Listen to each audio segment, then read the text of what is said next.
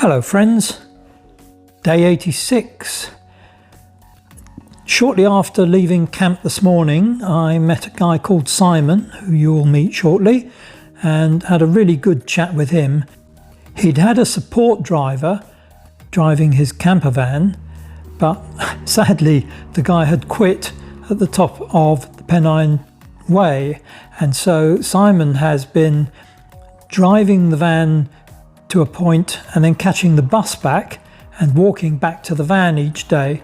So that must be a bit of a pain, but that's what he's been doing, and he's walked from the Scilly Isles and he's going to walk all the way up to Shetland, obviously with ferries for the wet bits. I also met Valerie and had a chat with her for a while, so still meeting lots of interesting people. But the John O'Groats trail is still frustrating me.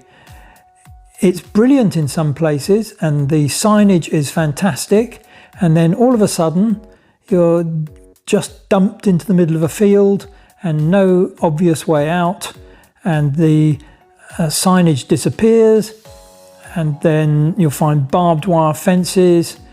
It's just really bad in places, probably the landowners, I suspect. Meanwhile, let's have a look at where I've been today and see you on the trail.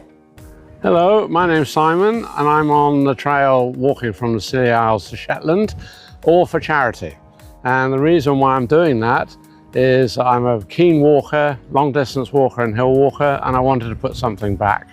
So I'm raising money for these brilliant charities, and I'm calling it Walking for Health, because they're health charities and because walking is healthy for you, both physically and, really importantly, mentally.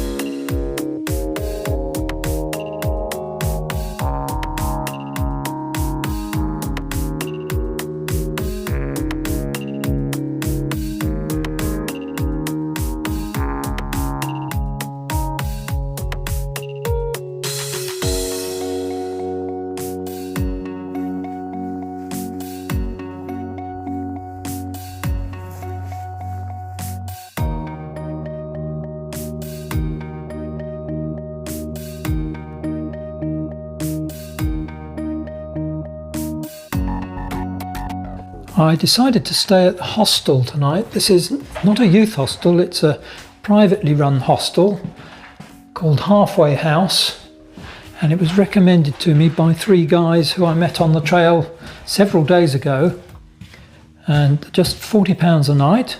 I could have camped tonight, but it seemed as if this place needed the business, and so I thought I'd come and support them.